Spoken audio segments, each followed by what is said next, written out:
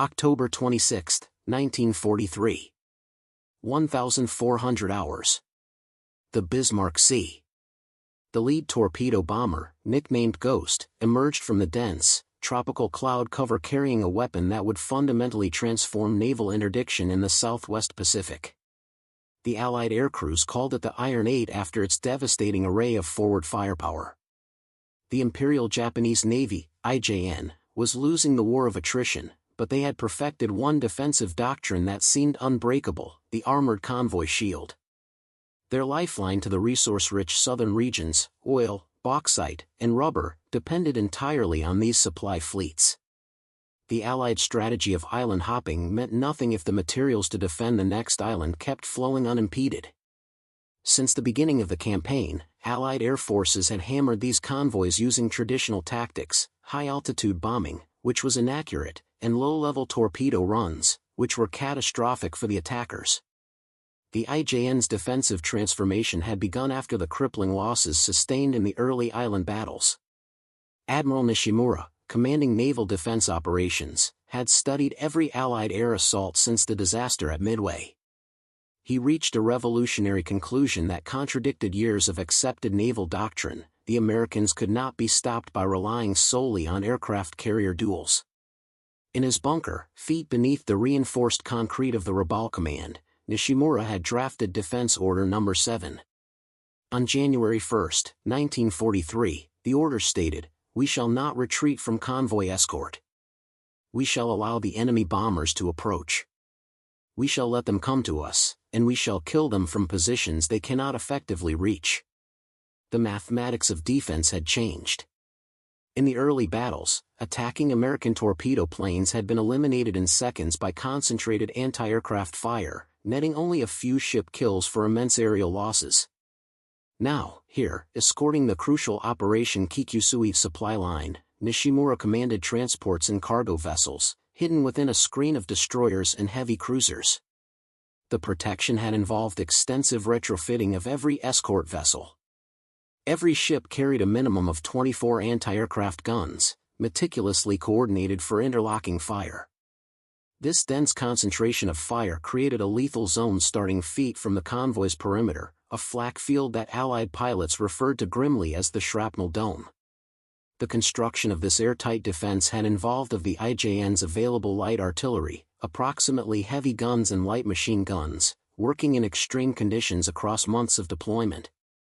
Temperatures on the gun decks reached, with toxic fumes from cordite powder filling the enclosed gun tubs.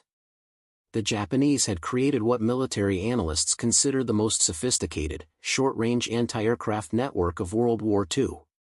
20 ships had essentially created a square-mile fortress on the water.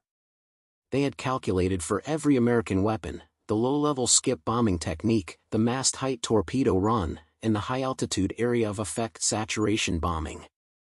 They had built their flak patterns accordingly, assuming the conventional maximum range of Allied fixed-forward guns was insufficient to engage them outside the range. But they had calculated for every Allied weapon except one, a modified medium bomber that could deliver a devastating volume of fire at distances they considered tactically impossible. The weapon that would break the Shrapnel Dome had been born from desperation in a machine shop miles away. The weapon that would fundamentally change the air war against convoys was not a new bomb or a new rocket. It was the radical re-engineering of a common airframe, the Allied B-25 medium bomber. The genesis of this innovation stemmed from the disaster at the Battle of the Palawan Strait months earlier. Torpedo bombers and dive bombers, the standard tools for fleet interdiction, had been effectively neutralized by the sheer volume of Japanese flak. The solution came through collaboration between the Southwest Pacific Air Command and a small, highly aggressive team of ordnance specialists led by the maverick engineer, Chief Warrant Officer Reese.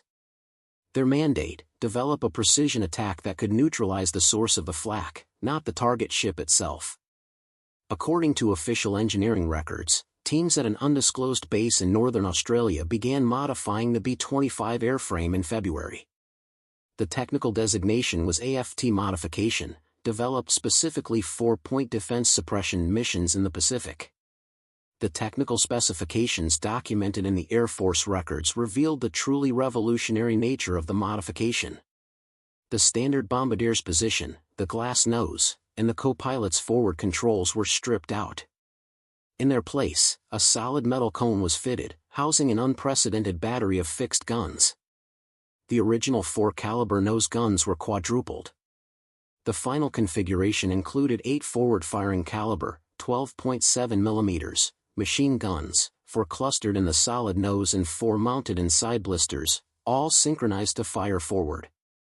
These 8 guns were fed by rounds of specialized armor-piercing incendiary, API, ammunition and controlled by the pilot. The nose effectively became the world's largest and fastest-moving machine gun turret. Initial tests over the isolated in June demonstrated that the synchronized guns could project a foot-diameter rod of solid lead and fire that maintained lethal density for up to. This was 3 times the effective range of the Japanese anti-aircraft gun. Observers discovered that the high-velocity, API rounds, delivered at a cyclic rate of rounds per minute, could penetrate up to of light armor plating even at long range. More critically, the incendiary core was designed to ignite the high-explosive shells stored near the gun tubs and traverse along the ship's length. The aircraft, now flying at mast height, was no longer a bomber or torpedo plane, but a heavy aerial gun platform, a gunship. February 19, d. hours.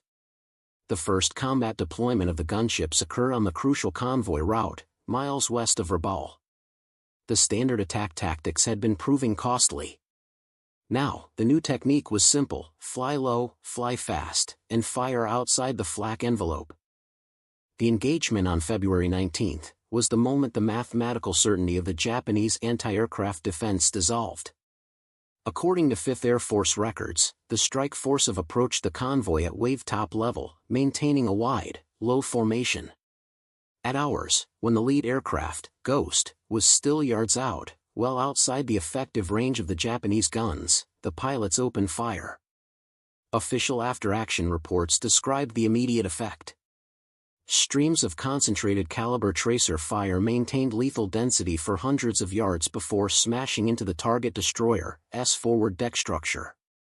The high-velocity API rounds shredded the thin-skin gun tubs and ignited the ready-use ammunition stored nearby.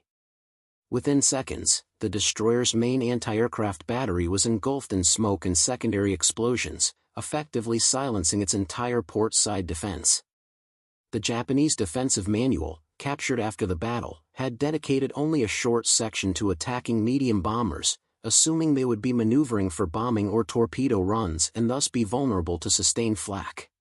It did not anticipate an aircraft whose sole purpose was to act as a flying machine gun platform with a lethal range extending $/math 1000 \text yards beyond $their own defense perimeter $.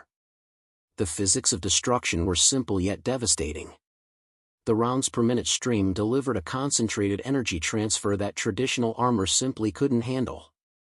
Immediate effects included direct destruction of gunners and their guns from the sheer volume of impacting metal, ignition and detonation of high explosive stores from the API rounds, creating massive internal explosions, and the suppression effect, the terrifying sound and visual impact of 8 heavy machine guns simultaneously firing directly at their position, causing gun crews to abandon their posts or dive for cover. The Air Ordnance Group, which perfected the API ammunition mixture, documented that the rounds, hitting at such shallow angles, would tumble and fragment inside the superstructure, maximizing damage to control systems and gun directors.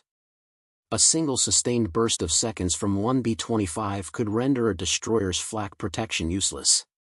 The 5th Air Force after-action report documented, February 19, hours, anti-aircraft silenced, cargo vessels on fire. Friendly casualties, 1 aircraft lightly damaged, 0 crew wounded. Enemy killed, estimated gunners and crew. This represented a complete and terrifying reversal of the expected casualty ratios for convoy attack. Radio intercepts decoded by the Allied Pacific documented Admiral Nishimura's frantic communication revealing their unpreparedness. Before we jump back in, tell us where you're tuning in from, and if this story touches you, make sure you're subscribed, because tomorrow, I've saved something extra special for you. The devastating success of the Iron 8 gunships was not merely a tactical victory, it was a psychological catastrophe for the Imperial Japanese Navy's defense doctrine. The coordinated flak shield, the pride of Admiral Nishimura's strategy, was now revealed as fatally flawed. Radio intercepts decoded by Allied intelligence units immediately following the February 19 attack documented the Japanese command's sheer panic and complete lack of preparedness. February 20, 0800, request immediate countermeasures for enemy 8-gun aircraft. Their range is unacceptable. February 20, 1430, all units, fixed-nose, heavy-caliber aircraft are priority targets. Do not engage within 2,000 meters. February 21, 0600, evacuation of forward positions authorized when fixed-gun aircraft approach. Gunners cannot maintain positions. February 21, 1800, escort commander requests permission for evasive maneuvers. Cannot maintain course against concentrated, long-range fire. The combat operations drove immediate battlefield modifications documented by IJN maintenance units. Initial problems included gunners refusing to remain at their posts in a frantic, yet futile, attempt to weld thicker armor plate around the anti-aircraft gun tubs. Solutions included mixing seafoam with anti-aircraft shell casings to create temporary, non-flammable barriers, and deploying smoke generators on the ship's bows in an attempt to obscure the hull and reduce visibility for the attacking gunships.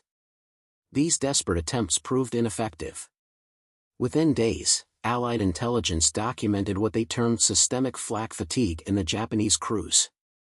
The psychological impact exceeded the physical destruction. For the first time in the air-sea war, significant numbers of Japanese gunners were abandoning their positions before the attack run was even completed, choosing safety below deck rather than confronting the inevitable, long-range stream of fire.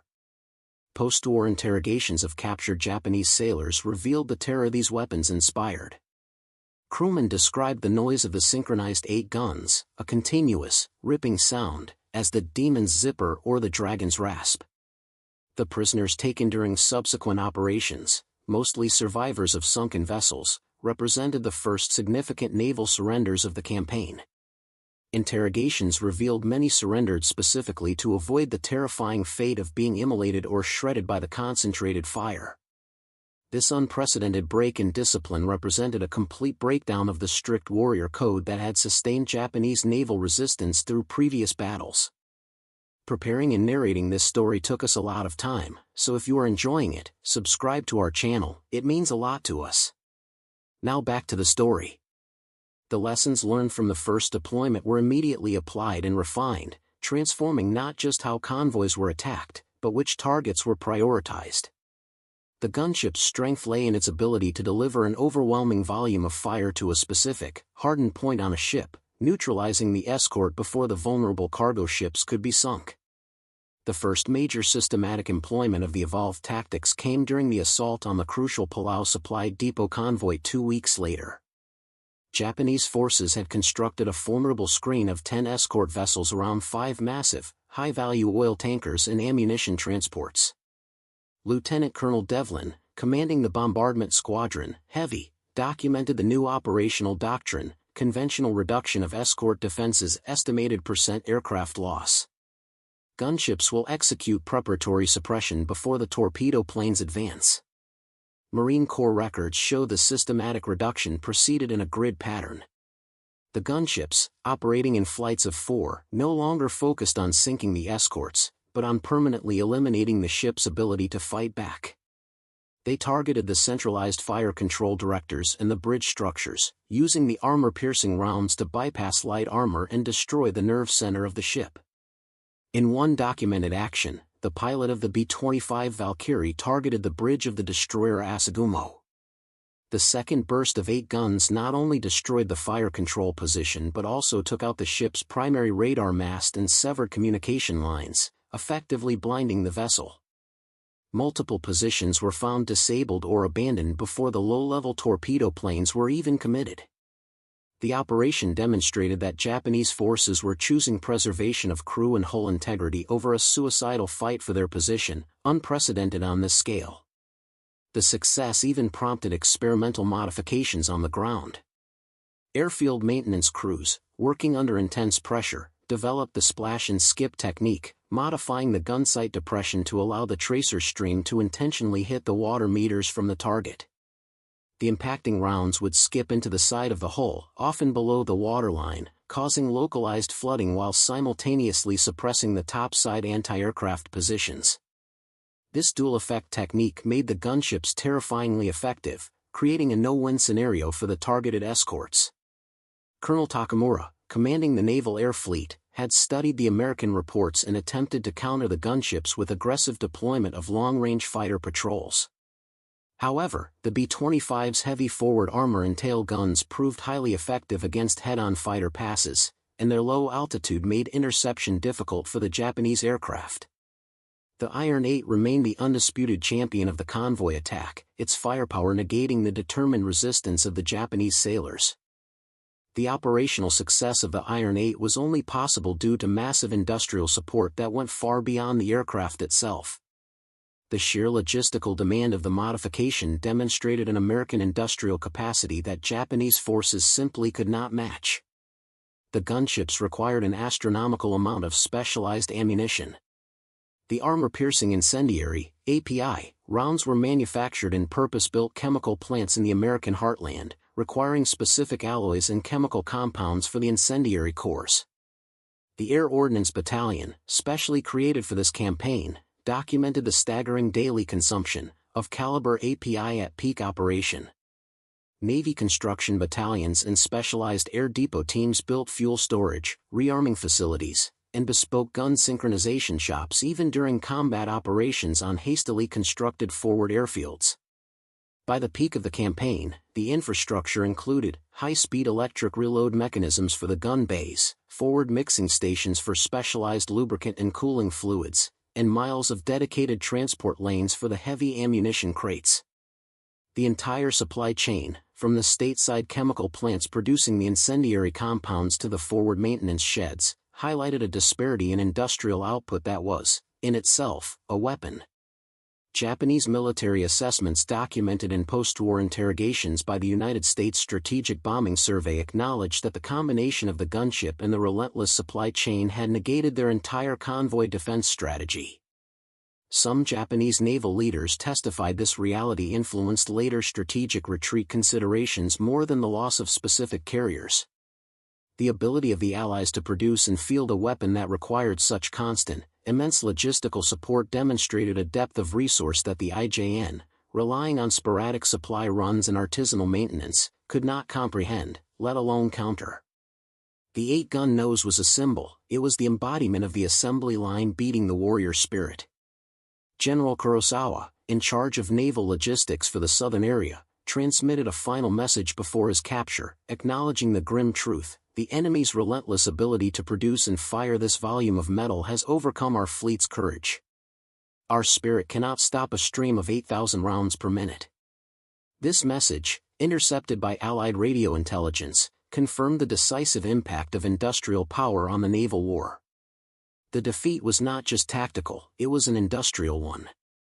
The lessons from the gunship gambit were immediately codified and applied to all subsequent naval operations, and they fundamentally altered the course of naval aviation development for decades. Official military histories trace a direct lineage from the B-25 to modern-day close-air support platforms. The fundamental principle, using high-velocity, high-volume fire to suppress and neutralize hardened point defenses, remains relevant to modern naval warfare doctrine. The Air Force's official history states, the development of the fixed-nose gunship was the single most significant American technical innovation in the naval air campaign. Against the Japanese convoy defense, these weapons proved decisive in neutralizing escort screens that would have cost hundreds of aircraft and thousands of airmen using conventional torpedo or dive bombing tactics. Admiral Nimitz, Commander-in-Chief Pacific Fleet, noted in his confidential report, the fixed-nose gunships proved to be the most effective weapon for the systemic reduction of naval flak defenses. Without these aircraft, our losses of irreplaceable torpedo bomber crews would have been infinitely greater. The comparative analysis was stark.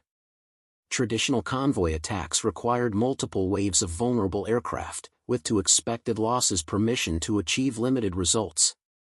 The gunship operations could neutralize multiple escorts per hour with minimal friendly casualties. The 8 gunships initially deployed to the Southwest Pacific saved countless airmen's lives and preserved valuable aircraft assets. The Japanese perspective, documented through post-war testimony and captured documents, confirms the total negation of their defensive strategy. Forces that had been prepared to die in conventional combat found themselves helpless against a form of attack that rendered their defense systems useless at a safe distance. This technological defeat preceded and enabled the physical defeat of their supply lines. The psychological burden on the B-25 gunship crews, however, was unique. Veteran administration studies conducted post-war found these crews experienced combat stress at higher rates than conventional bomber crews. The intimate nature of the low-level attack, the visual and auditory awareness of the immediate enemy casualties, created unique psychological challenges. While the weapon was hailed as a savior of Allied lives, the crews who flew the Demon's Zipper carried a distinct and heavy moral weight from the intimate delivery of such overwhelming violence. The Battle of the Southwest Pacific convoys ended not with a massive, decisive fleet action, but with a whimper, a systemic cessation of organized resistance from the escort screens. The ability of the gunships to engage and neutralize the enemy's most cherished defensive weapon at a distance proved a fundamental truth of industrial-age warfare. The Japanese defenders had staked their strategy on the concept of area denial, a yard-flak dome that they believed was impenetrable. The Iron 8 proved that this defense was merely a matter of engineering and logistics. The streams of concentrated fire that could maintain lethal density up to yards didn't just suppress the anti-aircraft guns, they cleared away the illusion that courage and determination could overcome overwhelming technological superiority. The Japanese crews who abandoned their guns when confronted by the B-25 gunships made a rational decision when facing a technology that rendered their prepared positions into death traps.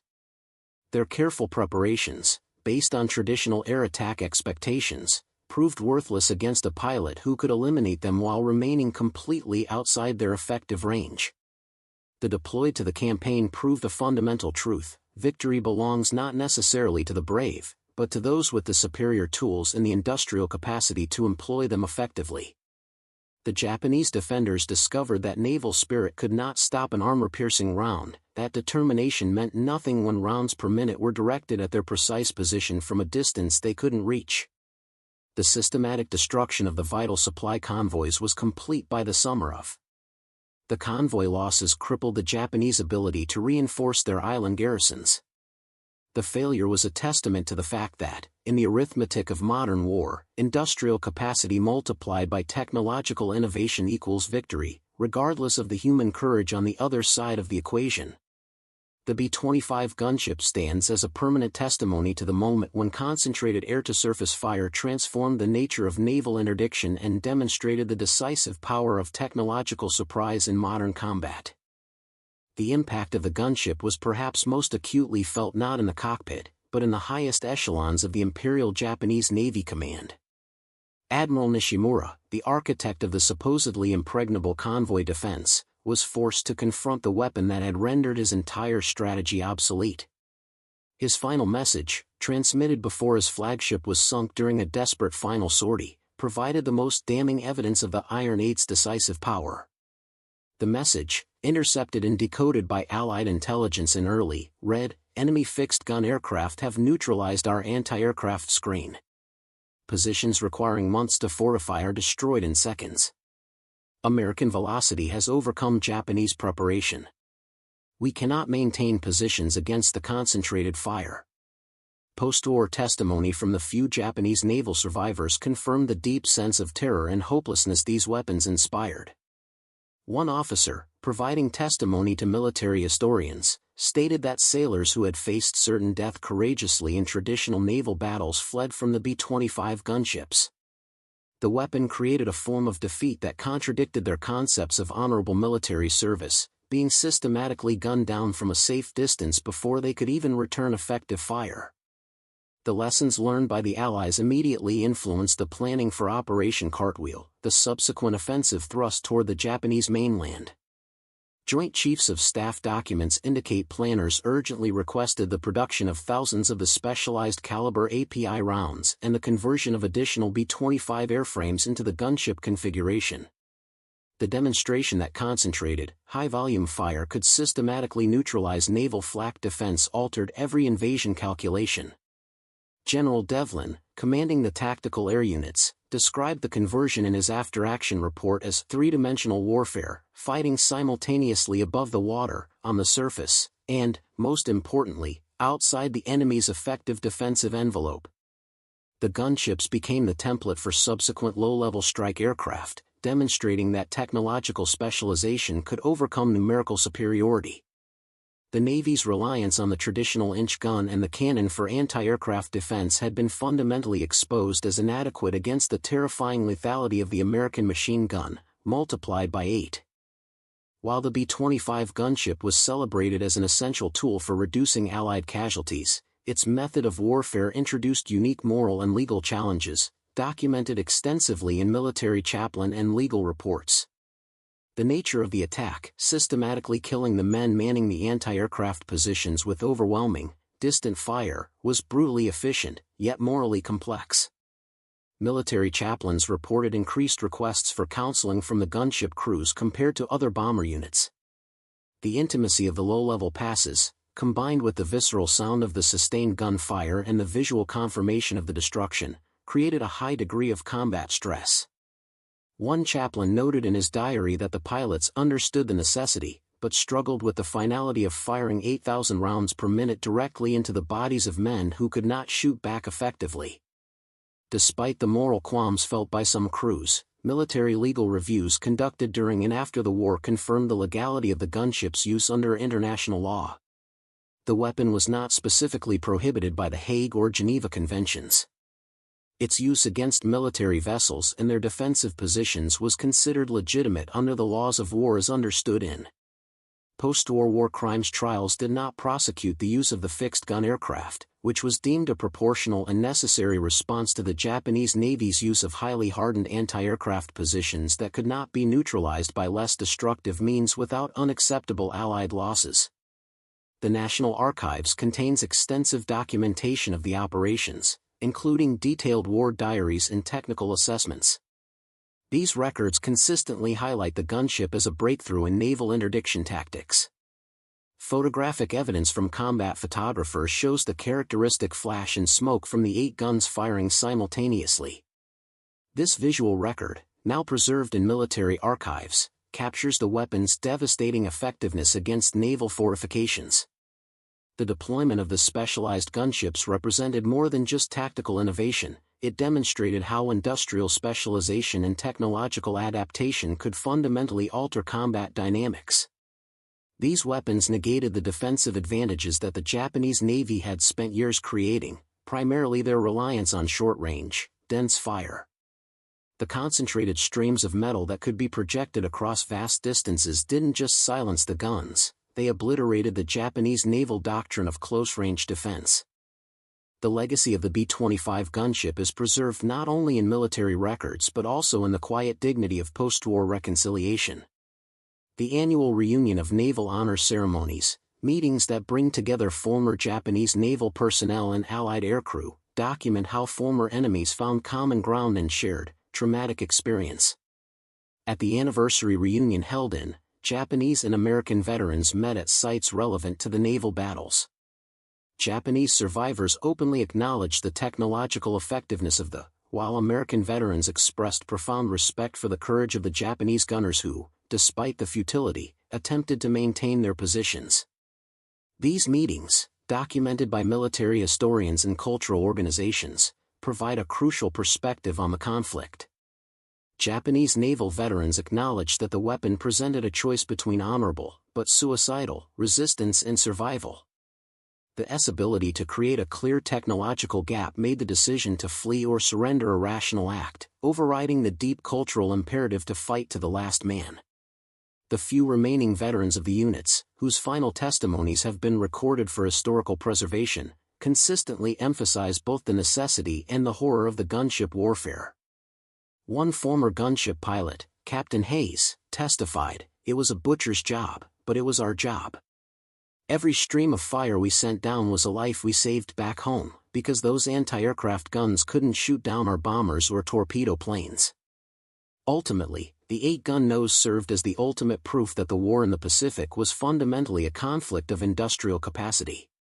The Japanese forces prepared for a battle of individual skill and morale, but they found themselves facing a technology that negated both.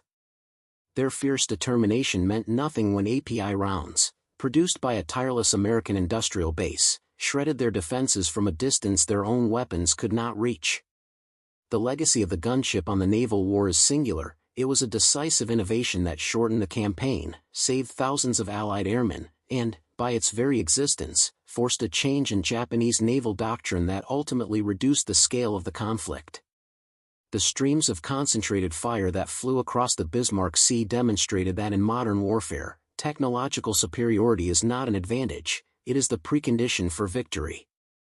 The story of the B-25's 8-gun nose is a potent reminder of how the smallest technical detail, the conversion of a glass bombardier position into a solid metal wall of death, can shift the entire tide of a global conflict. The initial gunships deployed to the Southwest Pacific campaign proved a fundamental truth: the battle is won not just by courage, but by adaptation. The Japanese Navy's flaw was not a lack of courage, but a failure to foresee and adapt to a weapon system that broke the long-accepted rules of naval aviation. They prepared for torpedoes and high-altitude bombs. They were defeated by a flying, oversized machine gun. Their commitment to the anti-aircraft gun, excellent at close range, became a strategic anchor. The moment the Allies found a way to deliver overwhelming force outside that gun's protective bubble, the entire defense system became a self-contained death trap. The concentrated fire of the Iron 8 was the perfect counter to the concentrated flak of the Shrapnel Dome. In the final accounting, the numbers speak for themselves. The systematic convoy destruction deprived Japanese forces of essential supplies, directly enabling the success of subsequent Allied land campaigns. The cost to the Allies was minimal, while the cost to the Japanese, the loss of supplies, ships, and, most importantly, the psychological will to defend, was catastrophic. Today, preserved B-25 airframes stand in museums, sometimes with the intimidating nose proudly displayed. They are monuments to more than just a successful aircraft, they are monuments to the strategic power of a single idea born from desperation and fueled by relentless industrial capacity. They remind us that military history is often written not by the grand fleet battles, but by the engineers and airmen who found a way to bypass the enemy's strength entirely.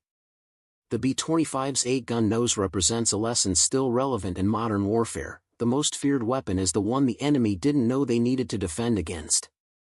The story of the gunship, the Iron 8, offers a timeless lesson in strategic asymmetry. The Japanese Navy, in their meticulous preparation, focused all their resources on creating an extremely effective short-range defense.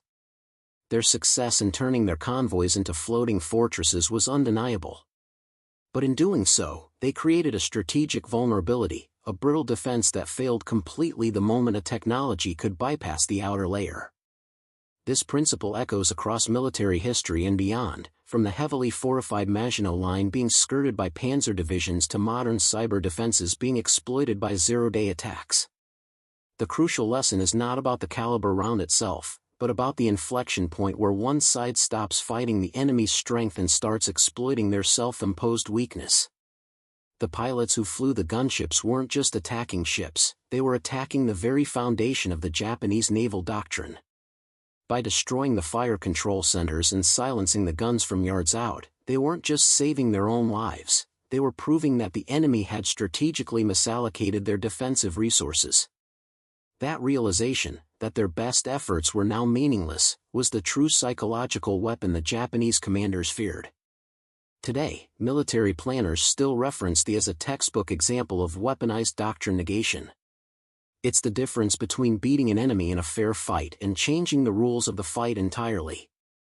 The Japanese were prepared for a boxing match, the Allies showed up with a rifle. The ultimate tragedy for the Japanese Navy was that they were constantly adapting to yesterday's battle. They learned to defeat the torpedo bombers of the past, but they were blindsided by the aerial gun platform of the future. The B-25, originally a standard medium bomber, was transformed into an entirely new class of weapon, the first true aerial anti-defense platform. Its enduring legacy is a stark reminder that in any conflict, the side that adapts the fastest, and has the industrial might to mass-produce that adaptation, will prevail. The cost of a few B-25 conversions was the collapse of an entire regional supply strategy. That is the arithmetic of war. Now that you've heard the full story of the Iron 8, the weapon that broke the will of Japan's best naval defense, I want to hear from you. The technological leap from a standard bomber to the gunship was monumental. It took ingenuity, desperation, and unbelievable industrial muscle. My question to you is this: what do you think was the single biggest factor in the gunship's success? Was it the sheer volume of fire, the rounds per minute? Was it the specialized API ammunition that turned metal into fire? Or was it the strategic decision to simply fly outside the enemy's maximum effective range? Jump down into the comments right now and let us know your thoughts. We read every single one, and we'll be highlighting the best answers in next week's video. And while you're down there, take a moment to hit the like button if you were captivated by this deep dive into industrial age warfare. It tells the algorithm that you want to see more of these untold stories from military history. More importantly, if you haven't done so yet, please subscribe and turn on that notification bell. Building these detailed, historically accurate narratives takes thousands of hours of research and script writing. Your subscription is the fuel that keeps our own industrial capacity running. We're dedicated to bringing you the best, most comprehensive military history content on this platform, and your support is absolutely vital. We've explored how one technological shift redefined air-sea battle. But the innovation didn't stop there. As the war progressed, the Allies developed weapons designed not just to destroy but to manipulate, to turn the enemy's own environment against them. This next story shows a weapon so secretive, so terrifying, that its testing almost destroyed the entire project. It's a look at the weapon developed for the final phase of the Pacific War, a weapon that had to be kept hidden at all costs.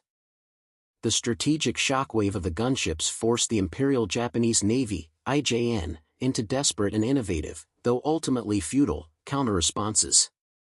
Admiral Nishimura's successors, tasked with maintaining the supply lines, quickly realized that the problem was not the ship, but the predictable nature of the defense. The primary adaptation was the introduction of flying flak barges, officially designated the Type 10 Auxiliary Escort Platform. These were not traditional warships, but heavily modified, slow-moving barges and shallow-draft vessels towed outside the convoy perimeter, sometimes up to yards away. Their sole purpose was to act as a distraction and to extend the anti-aircraft net. They were equipped with surplus and even heavier guns, weapons with a slightly longer range than the standard. The strategy was to draw the B-25 gunships into engaging these heavily armed, but low-value, targets, forcing them to expend their limited API ammunition before reaching the main convoy. A second tactic was the implementation of night flak blindness. Utilizing newly developed short-range search radars and powerful parabolic searchlights, convoys began moving exclusively under the cloak of darkness. The hope was that the lack of visual confirmation would negate the extreme precision required by the B-25 pilots to hit the tight, vulnerable gun tubs. While the B-25s could still locate the convoys using radar, the low-level, high-speed attack run in total darkness significantly increased the risk of ditching or missing the target structure. However, the Allied response to these adaptive tactics was swift and decisive, proving the ultimate industrial and intellectual advantage. The B-25 airframes were rapidly fitted with specialized low-light amplification sights, early versions of night vision, that could provide pilots with just enough visual contrast to maintain their aim. Furthermore, the gun nose was used not just for fire, but for intimidation. Pilots developed the Thunder Run tactic, flying directly toward the flak barges at maximum speed, firing a short, concentrated burst that often panicked the less experienced crews on the barges, causing them to cease fire or abandon their posts before the main force of B-25s arrived. The introduction of the in-barges, while extending the range, also created a new vulnerability. The larger guns required heavier and more volatile ammunition. When hit by the API rounds, the resulting secondary explosions were catastrophic, often sinking the barges instantly and creating massive fireballs that served as giant, irresistible beacons for follow-up attack waves. The IJN's attempts to counter the Iron 8 only served to confirm the B-25's fundamental superiority. The Japanese were pouring precious resources into defensive platforms that merely offered larger, more explosive targets. The American technology and industrial capacity always stayed 2 steps ahead. The success of the gunship was as much a triumph of pilot training as it was of technology. Flying a medium bomber at wave-top level, often below feet, at maximum speed, directly into an oncoming wall of flak, demanded an entirely new level of skill and nerves. The B-25 was notoriously difficult to handle at these low altitudes, especially when fully loaded and trimmed heavily by the forward gun assembly. The Air Training Group, Special Operations, was established specifically to train the Iron 8 crews. The training was brutal and unforgiving. Pilots had to master a technique known as flat spin recovery, a necessary skill if the plane's tail clipped a wave during the high-speed maneuvers. They practiced repeatedly over dummy targets in restricted bombing ranges, learning to hold the plane steady during the full second burst of the 8 guns. The simultaneous discharge of rounds per minute created a tremendous backward recoil and torque that could violently pitch the nose up or yaw the aircraft off course if the pilot wasn't perfectly braced and coordinated. Crucially, the crews were trained in target zoning. They were taught to visualize the escort vessel not as a ship, but as a series of foot-by-foot zones, with of the firepower directed at the zones containing the primary anti-aircraft guns and fire control systems. The goal was to achieve of the enemy's ability to fight back, not necessarily to sink the ship. This surgical approach minimized the expenditure of the precious API ammunition and maximized the psychological impact. The average crew was younger and often more aggressive than standard bomber crews, reflecting the high-risk nature of the mission. They were selected for their exceptional nerve and precision. The unit commander, Colonel Devlin, fostered a unique culture within the squadron, one of high professionalism combined with almost arrogant confidence in their machine. They referred to their missions not as bombing runs but as disarmament exercises. The psychological stress was immense, yet the morale was high because the mission was so clear. They were directly saving the lives of their comrades in the torpedo and dive bomber squadrons who no longer had to face the lethal flak dome. The airmen knew their mission was not just destructive, it was preventative. This sense of being the flak breakers created a deep bond within the squadron. Post-war analysis showed that while the units suffered high stress levels, their mission success rate and survival rate relative to the damage inflicted were exponentially higher than any other low-level attack aircraft of the war. They were the perfect marriage of human skill and technological force. The impact of the B-25 conversion extended far beyond the Pacific theater, permanently altering the relationship between airframe design and mission specialization. The proof that transforming an existing airframe for a highly specialized, concentrated firepower role was faster and more effective than developing a new aircraft from scratch. This principle became the basis for several post-war airframe modifications. Firstly, the success accelerated the development of anti-armor weaponry in fixed-wing aircraft. The idea of using high-volume, high-velocity rounds to defeat lightly armored targets led directly to the design philosophies behind the Korean War-era close air support aircraft, culminating in the adoption of the cannon as a standard anti-ship and anti-vehicle weapon. The concept of the aerial fortress nose became a model for future gunship designs, prioritizing a dense, frontal shotgun pattern over precision bomb placement. Secondly, the extreme logistical demands of the API ammunition supply chain forced the U.S. industrial-military complex to fundamentally rethink forward ordnance support. The high consumption rates necessitated the creation of dedicated, containerized reloading units that could be quickly deployed to austere forward operating bases. This innovation in logistics, matching the supply chain's speed to the weapon's consumption rate, is a direct, uncredited legacy of the gunship program. The ability to supply rounds daily to a remote Pacific island proved that American industrial power could overcome any geographical obstacle. Thirdly, the Japanese were not the only ones taking notes. German and Soviet intelligence, reviewing captured data after the war, were profoundly influenced by the B-25 gunship's performance. The Soviets, in particular, adopted the idea of large-caliber, fixed-forward guns on ground attack aircraft, recognizing the efficiency of focused firepower against hardened ground and sea targets. The success of the gunship served as an economic and political testament to the effectiveness of industrial spending. The cost of the entire program, including the aircraft, the conversions, and the millions of rounds of API ammunition, was dwarfed by the cost of losing a single major fleet carrier or the high casualty rates associated with continued conventional convoy attacks. The 8-gun nose was a powerful argument for the efficiency of strategic technological investment. It proved that sometimes, the most cost-effective weapon is the one that forces the enemy to stop fighting altogether. The deepest fear the Japanese Navy harbored regarding the B-25's 8-gun nose was not the visible fire or the tangible destruction, but the fear of the invisible, the technology they couldn't see and couldn't counter. The Japanese military machine was built on the principle of Kisho, fighting spirit, believing that superior determination and courage could overcome technological deficits. The gunship, however, was designed to defeat Kisho itself. It removed the opportunity for a heroic fight. The concentrated, distant fire created a form of death that was impersonal, inescapable, and rapid, leaving the gunner no time to even fully comprehend the threat, much less fight back effectively. The gunship broke the implicit contract of close-quarters naval combat. In a sense, it was the ultimate application of the principle of concentration of force. By stripping the bomber of its payload and dedicating all its structural resources to 8 synchronized guns, the Allies achieved an unparalleled density of firepower on a single, fixed point. No existing Japanese naval platform was designed to withstand that kind of surgical, concentrated volume. The B-25's legacy is defined by this psychological victory.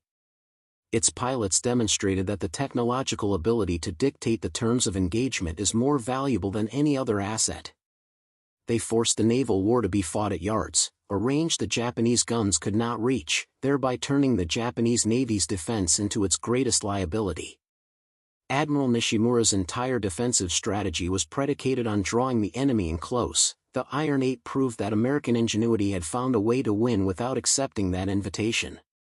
The gunship was, in its final analysis, the embodiment of American industrial and intellectual dominance. It was the fusion of an aerodynamic platform, specialized ordnance, and precise intelligence, resulting in a single weapon system that achieved complete strategic victory over an entire military doctrine. Today, military strategists look back at the B-25 and recognize it as a pivotal weapon that demonstrated the devastating power of adapting existing technology to create a specialized, surgical, and technologically superior countermeasure. It remains the reason why, to the last Japanese naval crewman who faced it, the 8-gun nose was the most feared weapon in the Pacific. Up next, you've got 2 more standout stories right on your screen. If this one hit the mark, you won't want to pass these up. Just click and check them out. And don't forget to subscribe and turn on the notification bell so you don't miss any upload from us.